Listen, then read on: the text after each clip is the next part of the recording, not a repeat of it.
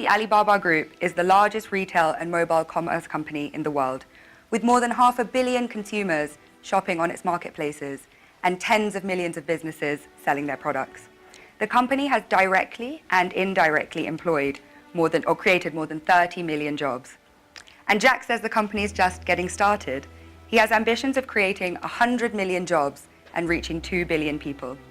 Jack also has a long history with the World Economic Forum. He first came to Davos in 2001 as a young global leader. He sits on the board of the World Economic Forum, and he recently joined the board of Global Shapers. We are so lucky to have Jack with us here today. Thank you so much for making time for the young communities within Davos. And can I please ask everyone to join me in giving Jack a very warm welcome. Thank you.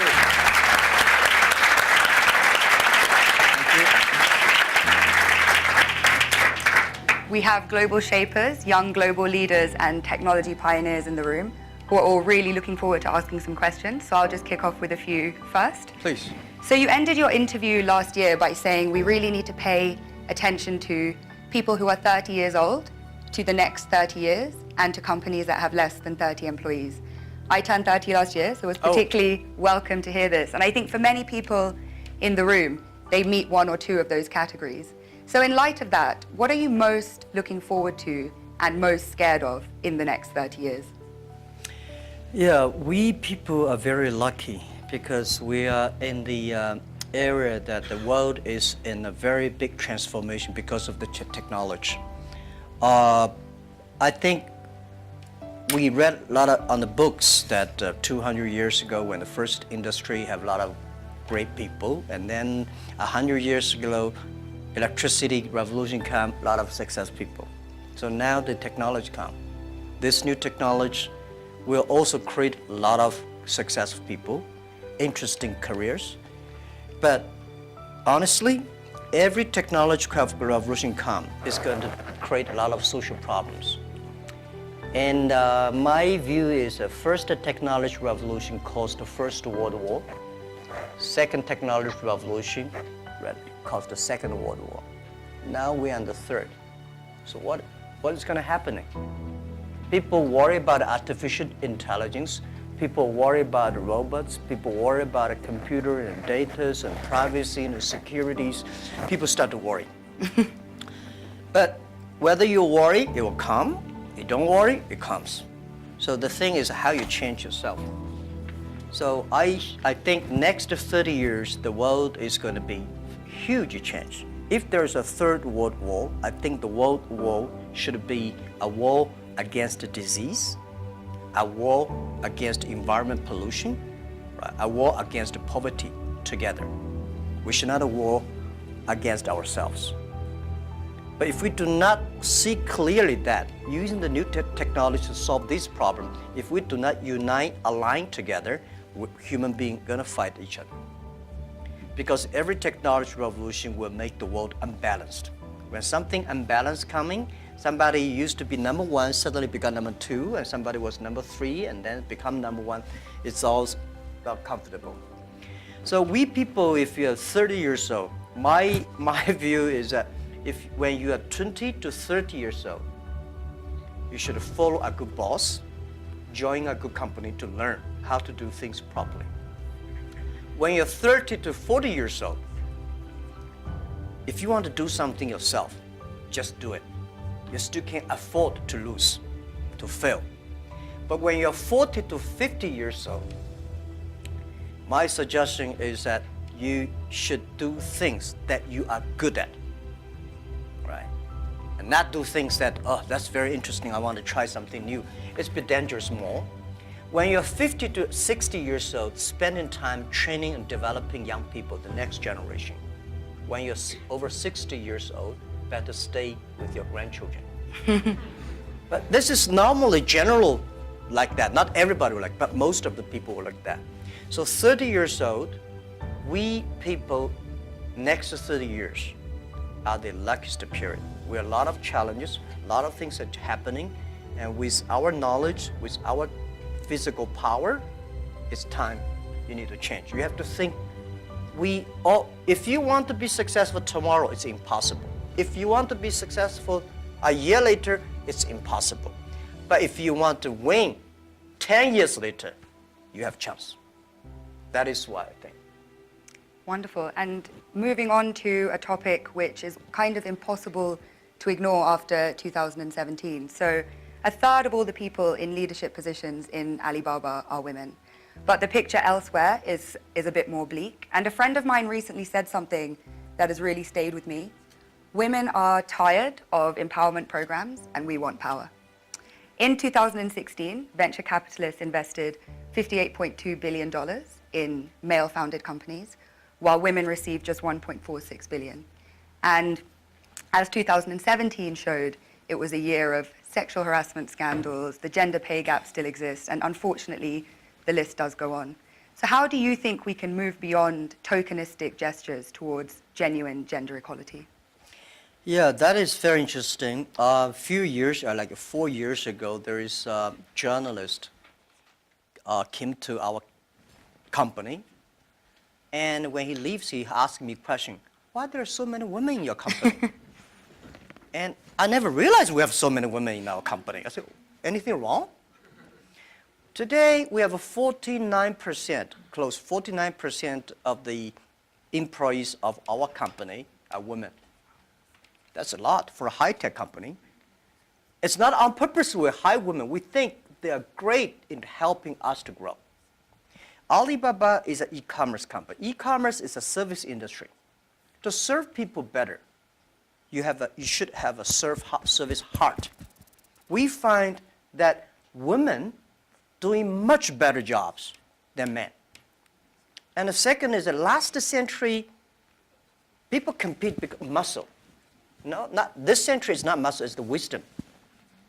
And next is, I believe, if a person wants to be successful, you should have a high EQ. But if you don't want to lose quickly, you should have a high IQ. But if you want to be respected, you should have high LQ, the Q of love.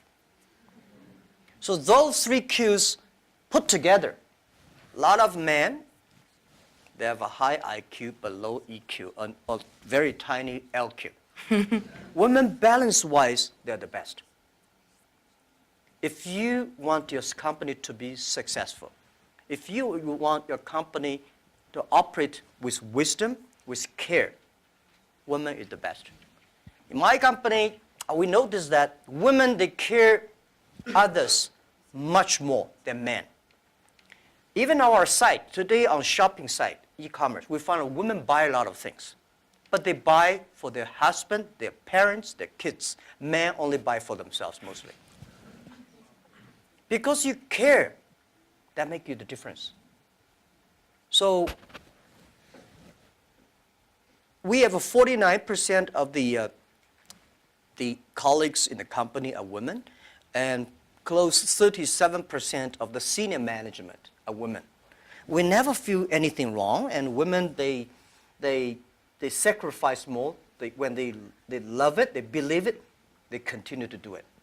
So I think one of the secret sauce for Alibaba to be successful was successful in the past 18 years because we have so many women colleagues. And the other thing is that we feel so proud. And most of the time you see I go out, I never realized that when we count always 50% of women with my delegation, my team. Because we never think they're women, we think they're great colleagues. So if you try to say, now we got too many men, so we have to put some women inside, that's a disaster for both sides. So what would your advice be to companies that operate a little bit more on that quota-based system but seem to be not making progress or not having such kind of representation? When you have a quota base you must have a lot of women. You will never reach that. I think if a company full of men, trust me, this company cannot be sustainable, cannot keep on growing. Because just like a steel, if you don't put wood inside, this steel is too tough, it's easy to break. So when you have a woman and man in the same company, when something happens, the women are for example, one of the values for our company is that the number one value is customer number one. employee number 2, shareholder number 3. This is everywhere I go. Wall Street did not like my point, but this is what I said, you know. If you like us, invest in us. If you don't like us, please sell our stocks. Don't buy us. We believe customer number 1, employee number 2, shareholder number 3. But when we start to compete, men suddenly get very angry, and you know they start. And women always come and say, no competition. Let's think about customer number 1. Most of the women, they believe in the first day dream or first day love. Most of the men, easy to forget. I'm sorry, it's not I say bad about men. This is statistic. This is statistic. This is why our company work the balance. And it's naturally happening. It's not like so a lot of people have a tendency, man is better in doing things. But we think that even if man is better, we still have to hire the woman inside. And then the women have enough women will hire people more. So this is how we did it. So I don't know how many high-tech companies in the world like us, 49% colleagues are women. We feel proud for that. As you should be, and I think it's a very strong message to send out to, like I say, other companies that have a range of reasons for why that's not the case. But clearly, you've been able to build the most successful one with that being so. So you just came off stage after giving a talk about digital e-commerce and what needs to happen for small businesses and entrepreneurs to benefit from globalization. At a time when globalization once again is being questioned, is it really delivering for the most vulnerable? Is it delivering for people in the global south, etc.? So what is your message to people in this room kind of about globalization, really? I think globalization cannot be stopped. Nobody can stop globalization. Nobody can stop trade. And I believe if trade stops, war starts. Trade is the way to solve to dissolve the war, not to cause the wars. I think globalization did a fantastic job in the past 30 years. Enriched a lot of countries, but of course caused a lot of problems, right? Young people did not have opportunities. Small business have not opportunities. Developing countries were neglected. But it's only 30 years. It's a baby. It's a growth. You have to improve it. If you do not improve it, then you kill it. It's easy. Most of the time, to kill something is much easier.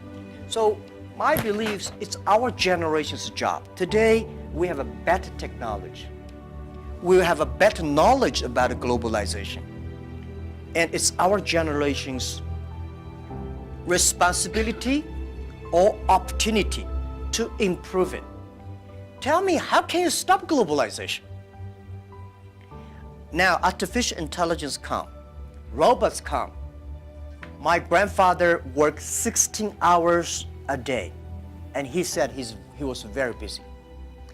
We work 8 hours a day. We said we are very busy. Our children may only work 3 hours or 4 hours a day for 3 days a week. I bet they will say, oh, we're very busy.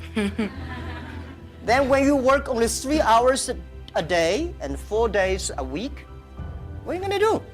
You're going to travel around, right? You cannot stay in the home for a week. You will travel. 30 years ago, normal life, you visit 20 to 30 cities all your life. 30 years later, in your life, you will visit 300 cities in your life because of mobile. How can you stop it? It's impossible. So thinking about that, the only thing is to improve it, to make it simpler. Global trade should be simple, should be modernized, should giving inclusive, everybody have the opportunity. So my strong message is that, well, I feel sorry for WTO. They did a great job, but in the past 20 years, when you put the 200 government ministers in one room, how can they agree on something? Right? Because I don't like your country. No matter how good suggestion you have, I say no. But business people, even if we put 200 business people in one room, we will surely agree on something. And this is what I believe. The next generation of globalization should be inclusive, should create opportunities for young people to get involved. The first globalization in human history was controlled by few kings and emperors. Last 30 years, globalization was controlled by 60,000 big companies. If you're not among the big companies, if you're not in the big, powerful countries, you don't have a chance. The next 30 years, I bet we will have 6 million or 16 million or 60 million companies get involved in globalization. And I'm sure we will make it happen. Together with a lot of people, maybe with you.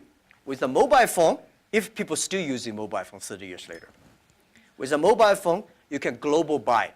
You want to buy something from Kenya, you just click. You want to buy something from Norway, you click global buy, global sell. If you're a small thing, without internet, you can only sell in your village or small town. Today, you can sell across the world. And global pay, global delivery, and global travel, the only thing you have to bring is a mobile phone, no, not even a passport. This is going to happen in 10 years. And this is the message. Let's catch this opportunity. If you complain, the other people catch it. If you catch the opportunity, embrace it now, you will be the next Alibaba. People like me, I was born in a very poor family. I never got a great education. I failed all the examinations. For what reason, I don't know. But later, I realized I don't have money, I don't have technology, I don't have a lot of good backgrounds where we have a rich uncle or something, no. The only thing I competed with my people, the young people, is let's compete for 10 years later. This is what I believe 10 years later will be happening. So everything I do for that goal, I know 10 years later, this thing is going to happen. So prepare for that. Because I know if I compete with him for next month, no chance. So this is how my message is. It's a challenge, but it's an opportunity. And it's the opportunity for people like us. This world, the most difficult thing is to convincing a successful people. When you tell him, this is a great opportunity, he says, no, forget it, right? I've been doing this for 30 years. But for people like us,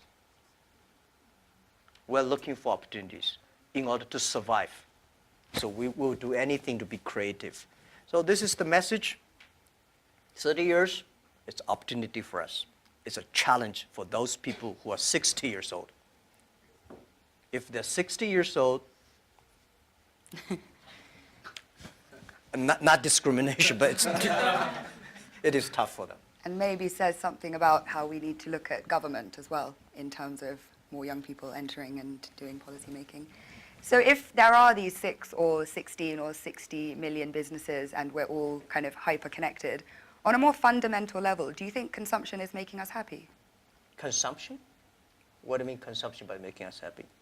But through consuming, are we becoming happier through being more connected? Is that genuinely driving of course, connection? consumption will make, without consumption, definitely we're not happy, right? But if the consumption may not be, the thing is that for me, people like me, people say, Jack, you are very rich, but I don't have time to spend money. And I know this money does not belong to me. When I have 1 million, 2 million, it's my money. But when you have 20 million, problem comes, you think the US dollar is going to devalue or English pound and the stock market is going to problem. When you're over $1 billion, that is the responsibility because the society trusts you can manage the money better. If you think that is your money, you'll get into trouble. This is what I always believe. That's the, how can a person have 20 or $2 billion? No matter how hard you work, you should not get to 2 billion or 20 billion. The money people put on you is the trust and credit you have. So you should spend money better than government. You should spend money better than the other people. Spend money on the right places. So consumptions, yes. And I can service industry. Let me tell you one thing. The AI robots is going to kill a lot of jobs. Because in the future, machine. But there will be, we have to create modern service industry. Service industry is going to have. Service is got a lot about consumptions. So doing the consumptions, service industry has huge hope. But you have to do uniquely. I think from that slightly philosophical point, we can turn to the floor for questions. So if you, if you could please introduce yourself, say where you're from, please keep your questions succinct so we can take as many as possible and relevant for the whole group. Great, so would you like to go first? Hi, my name is Parv. I'm a global shaper from Chicago. And you just talked about philanthropy, and I'm curious if you could talk about how you see your role is changing in the giving space, particularly given the fractured world we live in. Yeah, I think philanthropy, it's not about helping others. It's about helping yourself. I had a huge debate with my colleagues. Several years ago, there was a big earthquake in China. And there was a big earthquake in Japan. So we donated I forgot the exact, like $20,000 to Japan, $10, $15 to China. And people say, why we donate that little? Because we are, we have a lot of money. And my point is, no matter how much money you donate, 2 million, 20 million, that money compared to that is tiny. You cannot change a lot of things there. The thing you donate because you change yourself. When you change, the world is changing. You have to change yourself, right? And the next thing is that philanthropy is about action. It's about involvement. It's not about giving money. It's about to wake up people's consciousness. So I think, to me, I grow up, and my globalization is grow up in this place. Year 2001, when I was nominated as a young global leader, I had no idea what is Davos, where is it, and what is about a young global leader. But I came here, I learned, I listened about these corporate global citizenship and globalization, all things. I grow up. I understand. This is, to me, it's like a philanthropy. This has changed to me because I told Schwab that every time I come to Davos, I want to spend time with young people. Because I benefit from young global leader early days. When I listen to Bill Gates and Bill Clinton and George Soros, these guys, at that time we don't have that many people. Very poor facilities. We are very cold. I work like 30 minutes driving in a bus coming here and watching. But now I think still have. But this is good. This is the tuition we pay for a grown up. And now, to me, I think spending time with you benefit me, and also I want to tell you my true experience. It's a philanthropy. It does not necessarily mean money. So, by charity, you cannot change the world. But if you have a philanthropy heart, you can do a lot of things. So I find this one, unfortunately, a lot of people have a business heart here, making money, but do things like a philanthropy. What we should do is should be a philanthropy heart, but have a business skill. I hate a lot of people do the opposite. They want to make money, but they talk like a philanthropy. And they do like a philanthropy, waste a lot of money. So this is what I mean, and it's, if you want your team to continue to work with you all your life, you have to plant the seed of care the world, care others. The first day they join, I don't like a lot of companies make a lot of money because making pollutions, counterfeit products. By end of the year, donate some money. This is no good. Business, the philanthropy idea should should be buried into the business model. That's, yeah. Philanthropy of heart, I think, Yeah. a message that young people can take forward. Please. Hi, my name is Iman. I'm a global shaper from the Jeddah Hub in Saudi Arabia. My question is, as a young boy, did you envision that your life would be like this? Did you have intuition about this? And if so, do you think the belief helped in achieving such great success? As a young boy, I never thought, as a young boy, even today, I never thought I would be here. Honestly, I never thought.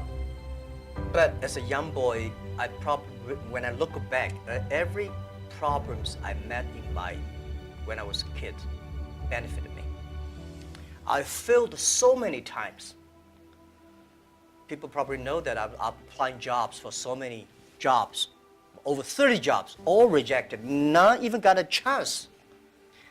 24 of us were interviewed for a KFC job. 23 accepted. I was the only guy rejected. 6 people went for looking for a police job. 5 accepted. I was the only one. My cousin and I applied job as a server in a 4-star hotel in my city. We waited a long queue for 2 hours. He was accepted. I was rejected. So my mother looked at me, but I know this is a training course for me. Before my 30 years old, I'm a failure. People lose, but I never give up. I think there is an opportunity there. And then I was a teacher later.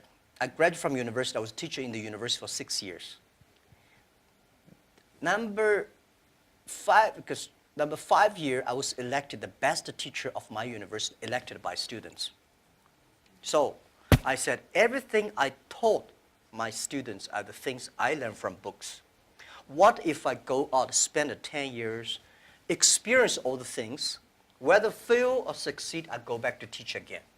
That was my original thinking doing Alibaba. So I never thought I could be rich. I never thought I would be successful. I never thought we could survive for 18 years. And then we made it. The only thing that today we should do is share the experience and know-how, especially share the mistakes, suffers with others. My thinking is that, you guys remember, if you want to be successful, learn from the other people's mistakes. Don't learn from the successful stories. Successful stories they make, don't listen to that. There are a lot of reasons behind it. Just like, I remember the first time Harvard Business School came to us, say, Jack, we want to write a case study for you. That's years 2001 or 2000. They came, they spent 1 week, and they write a report, and I read, I said, this is not me. And they said, this is you. I said, no, this is not us. He said, this is you. So they make up his sign, and the case study go up, and they start to teach in a lot of universities. The next 5 years, they invited me to go to the case study, and they always find a competitor of my company. And after every case study, Alibaba will die, that company will succeed. All the students agree. And actually, every 5 years, all the competitors die, we still survive. So how can you study this kind of a successful story? Learn from the mistakes, the other people. No matter how smart you are, you will encounter these mistakes. You learn from mistakes not because you will be able to avoid mistakes. You will able to, when these mistakes come, this suffer comes, you know how to deal with it, how to face it. The book I want to write, if I can, is Alibaba 1001 Mistakes. This is the most treasurable things that in my life. In my life, it's not how much we achieved. It's how much we gone through the tough days and mistakes. And this is what, if you start to think now, it'll be good. So if you ask me when I was a boy, I never thought about that. Never.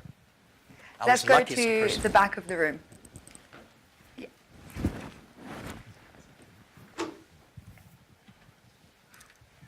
Fan Lin, YGL from Shanghai. I know that you recently spent 100 billion RMB in deep tech research. I just wonder how you think of the future of deep tech and how that's going to influence humanity and creativity. Yeah. Thank you. I think technology, as a company, we invest 100 billion RMB, which is like 150, right? Or 15, no, yeah, 15 billion US dollars on researching for the high tech. As a company, I hope in the future we gain our profit because of our technology, not because of our size. So we have to invest in technology. But I don't like this kind of, there's a debate. Artificial intelligence, big data is going to threaten the human beings.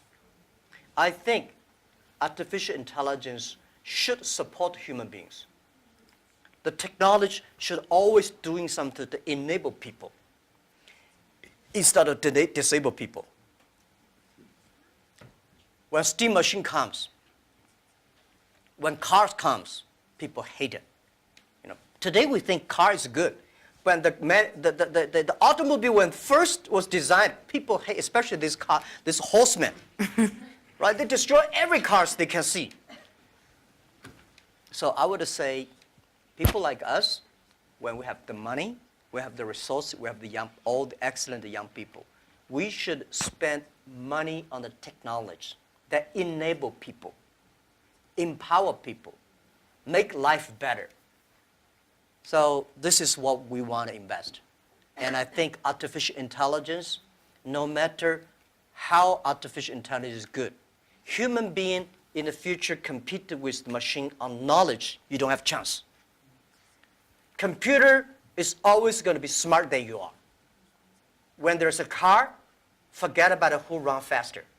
When there's a plane, don't think you can fly like a.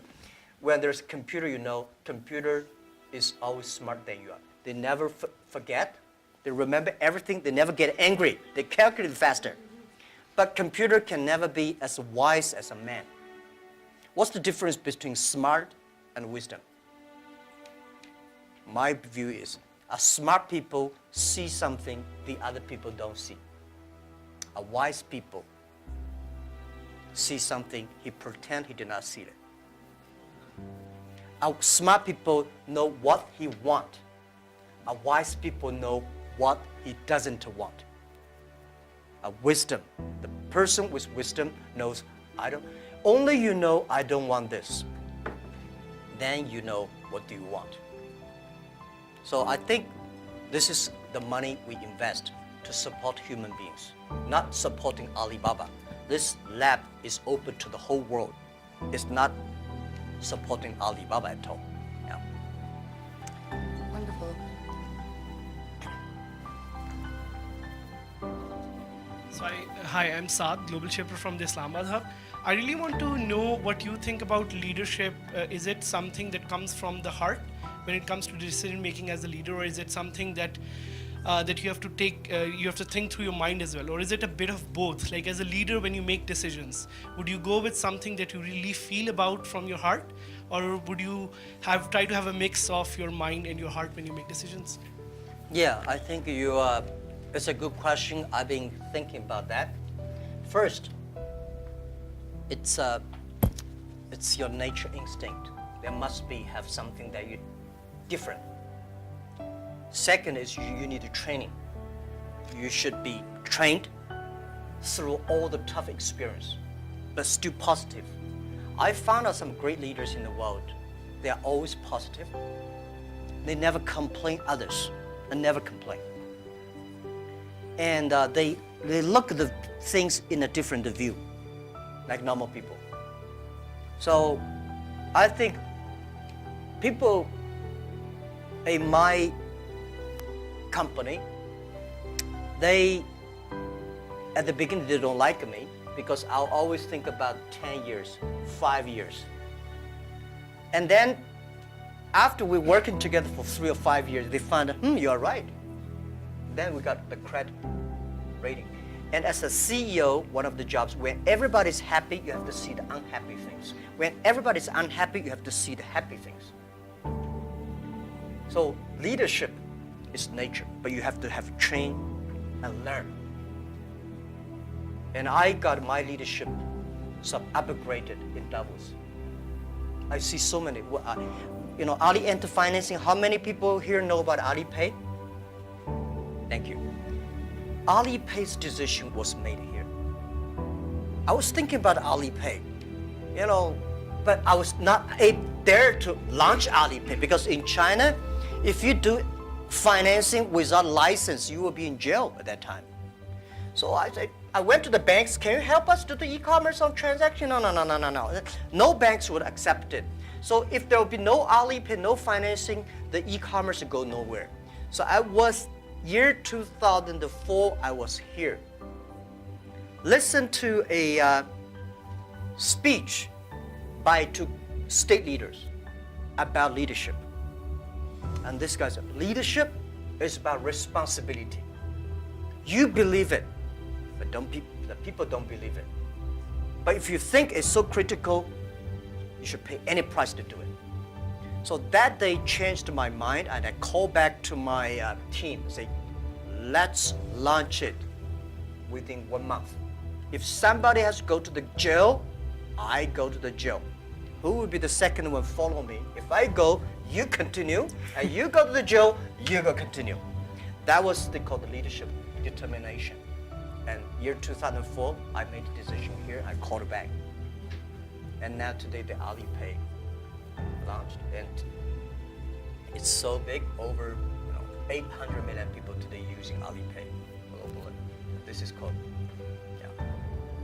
Wonderful. Shall we take one from YGL to be fair? Any questions? Yeah, please. Hello, my name is Pablo from Costa Rica, YGL. And given your perspective of caring and being a trustee of all this, what do you do for self-care and also maybe within your company? Because earlier on, often you can cut through sleep or other things in a silly way, and you realize that if you plan for the long term, one also has to take personal care, be either mindfulness or prioritizing better. And how are you doing this, and how do you promote it in your company? Well, I'm lucky that I have 18 co-founders, and most of them my students. When in my apartment, I told them my dream and my mission, and we videotape. Funny thing is that when Alibaba launched for the first day, I said, let's videotape everything. Every important meetings that we join together. The purpose is that someday, if we fail, we give the videos to the people to research why we fail. If we succeed, give the videos to the other people. So we have almost a whole house of videotapes. So the first videotape, I speak for 2 hours, and those guys look at me. Okay, so that's what you want to do? I said, yeah, this is what I want to do. I was the first. I know nothing about technology. I know nothing about management. I know nothing about, but the only thing is that you don't have to know a lot of things. You have to find the people who are smarter than you are. My first way is always find people who knowledge on computer smarter than I am. Accounting, smarter than. For so many years, I always try to find the people smarter than I am. And when you find so many smart people, my job is to making sure the smart people can work it together. And then if smart people can work it together, it's easier. The vision they will believe. Because if stupid people can work it together easily, smart people can never work together. But stupid people work it together easily, they don't believe the vision. The people who believe the vision, but they don't work together. So very important is finding smart people, and my job is 2 things. Making sure they work together. So the culture is important. Long term, you should be ideal with great, strong vision leader, but you should also have to survive today. If you don't survive today, you're gone. So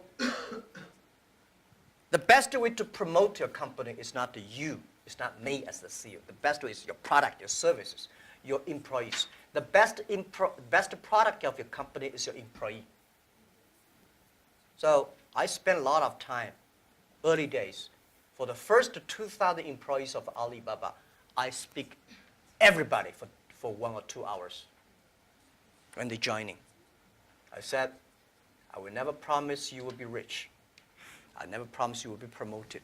But I promise you'll suffer. I promise you will have a terrible life, and right, and all the terrible things I promise when join this company, right? But good things. If you promise good things, you are misleading them, because I cannot promise myself. We know this is the future, but we are not sure that we will be there. But if we don't work together, we all will lose our job. So that's the thing. And they do always say, and I think I've experienced this myself, if you knew how hard it would be, would you do it?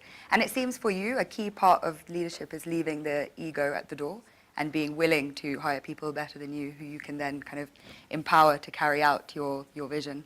Yeah. Wonderful. Yeah. Hi, I'm Iman from Global Shaper Jakarta Hub. How does your experience of being a teacher influence how you run the business today? And do you have any message for those who are working in education space? Thank you. How How does your experience of being a teacher in early days Oh. influence how you run the business today? Yeah. Let me tell you one thing. I never thought I could be a CEO. I never thought later I'd become a good CEO. One of the things I learned is from teachers. As a teacher, very important character of a teacher is the teacher always expects his students better. I want this student to become a banker, that student to become a mayor, that guy is a scientist. This is all teachers want. If you don't have this kind of thinking, it's a terrible teacher. A good teacher always wants the other people better. You don't want this teacher in jail, that teacher is a bankrupt, that teacher is, you know. So as a CEO, I trained myself is I always want those people join the company do better than they thought. And everything the company should do is making sure the good environment to training him to be more positive. And everything we do, this is a teacher. And teacher does not mean I know better than you are. Everything I know better than you are because I learn from others. So a teacher should learn all the time. A teacher should share all the time. A teacher should always expect the other people better than you are.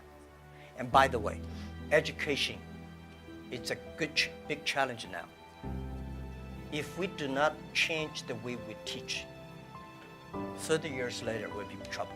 Because the way we teach, the thing we teach our kids are the things the past 200 years is knowledge-based. And we cannot teach our kids to compete with machine who is smarter. We have to teach something unique. That is, machine can never catch up with us. In this way, 30 years later, our kids have the chance. I hope I answered your question. It's a very difficult one to answer, but what are those skills that you think we need to teach? If we're moving away from knowledge, what are the key things? Value, believing, independent thinking, teamwork, care for others. These are the soft part. The knowledge may not teach you that. Folks, that's why I think we should teach our kids sports, the music, the painting, art. To making sure humans should be different from everything we teach should be different from machine. If the machine can do better, you have to think about it.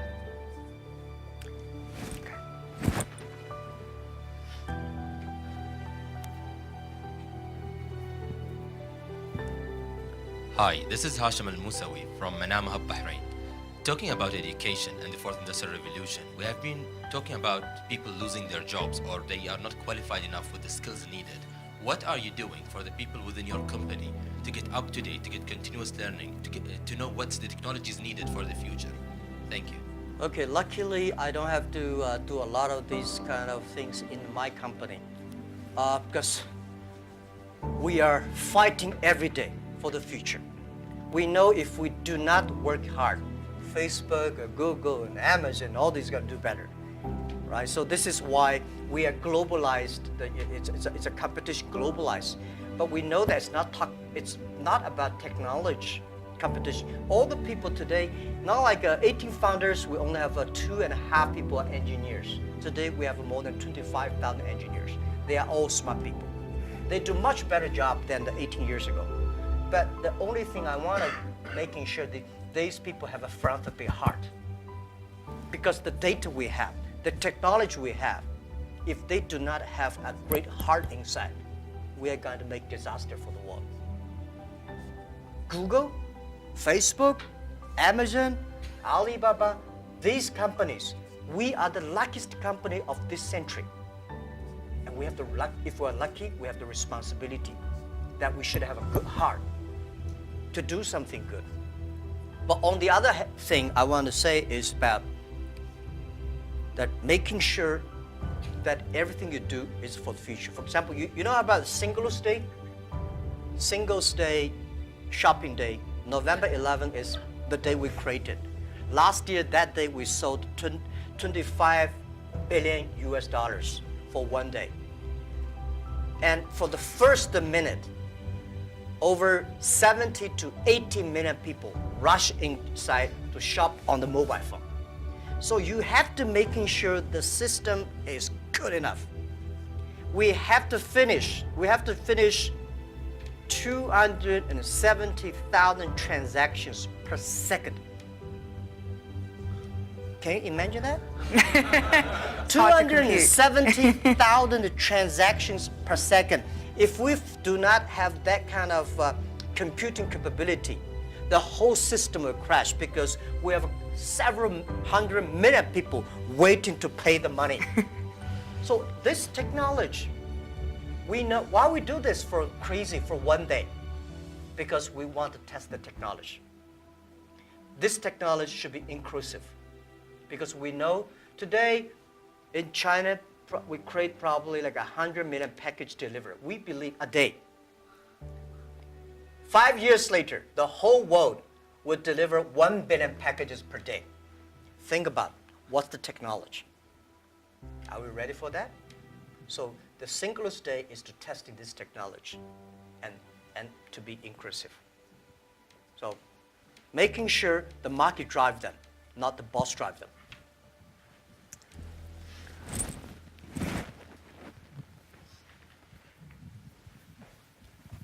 Thank you, David. Thank you, Jack. Jesus Cepeda from Mexico, from the Monterrey Hub, Global Shaper. We have been talking a lot about our generation, and I really like the conversation about 30 years before, 30 years after. Actually, I have been hearing these days that we haven't had this snow in 30 years here. So the question is going to a quote of Professor Schwab. He said a couple of months ago to the Global Shapers that we're the first generation that is going to suffer about climate change, and we are the last one that can do something about it. So with your teaching passion, what are the 3 things that you are saying to educate the 10 million employees or the 100 million employees or everyone who's looking at this video to develop an environmental mindset, a spiritual mindset, a non-fragmented world mindset? Okay. First, let me say this. Every disasters, the environment disasters, is a reflect of human heart today. Because when we need too much, we destroy a lot of things. I think the human being today, the past 200 years, because of knowledge-based technology or knowledge-based training system, all we want to do is get more. We want more things. We go to the moon, we go to Mars, we go this, we always outside looking. We human beings never inside looking. If you don't have the inside looking, you will never be wise.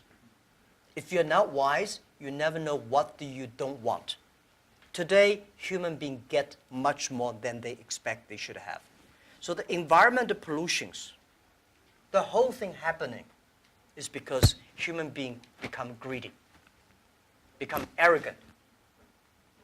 So this is why the big data, the data technology is trying to understand the inside of human.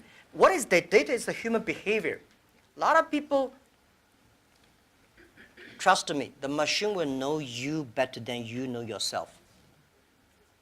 Have you seen some movies? Some gamblers.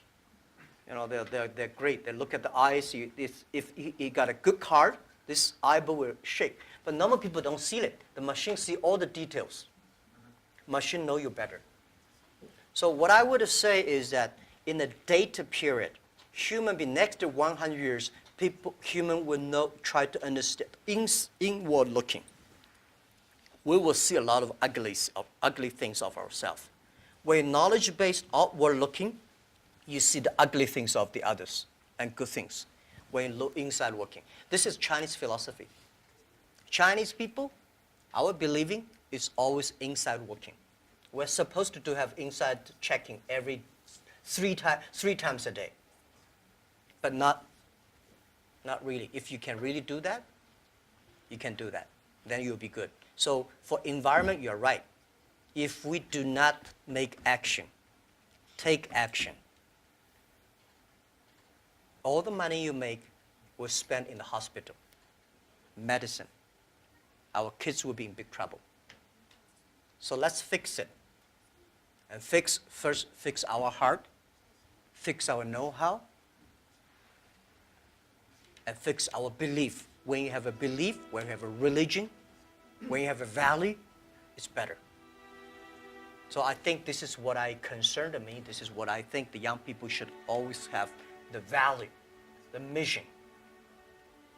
If you have something you believe in your heart, then it will be different. This is what next 30 years education will focus on. We have time for one last brief question. Karuna?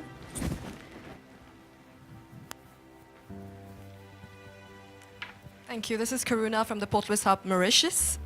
And my question is, you talked about your workplace culture.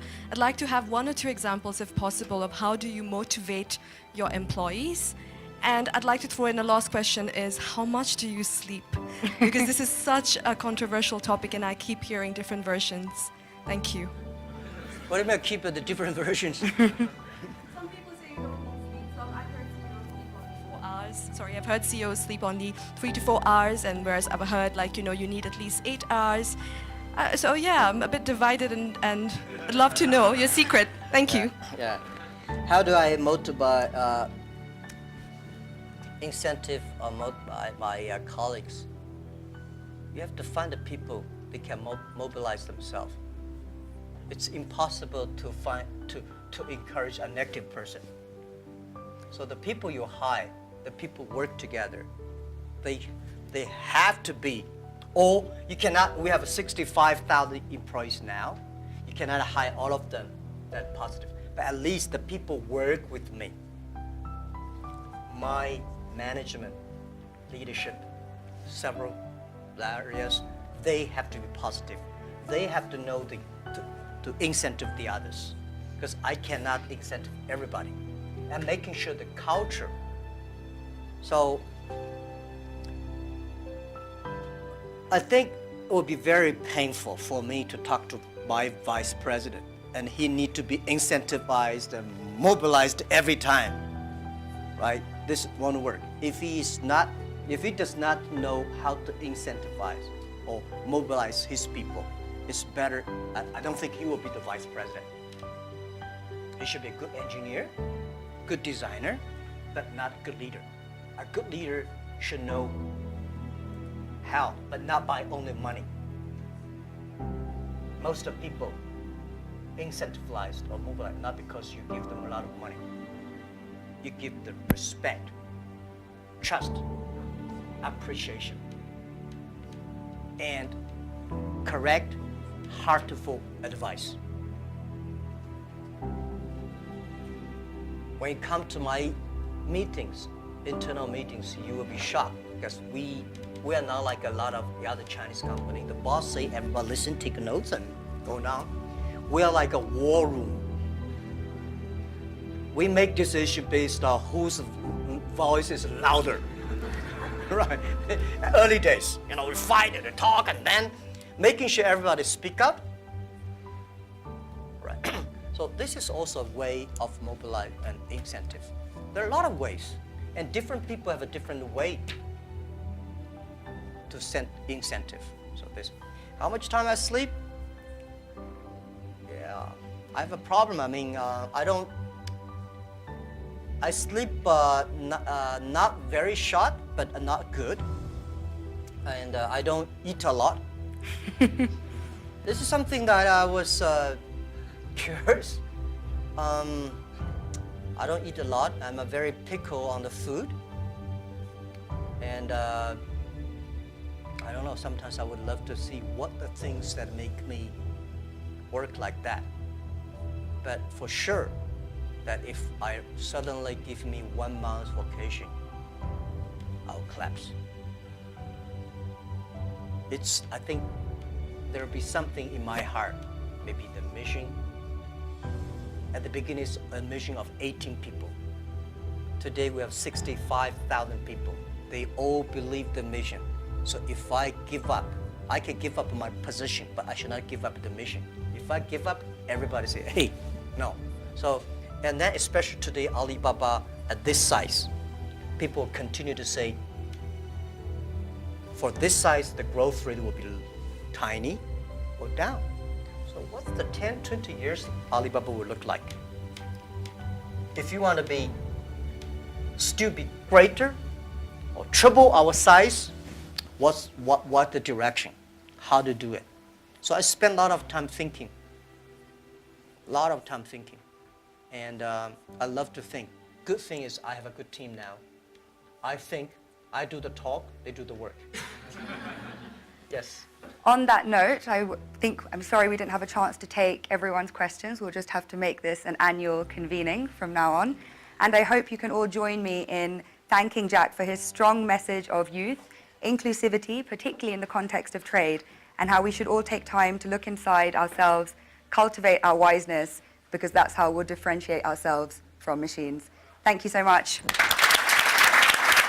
Thank you.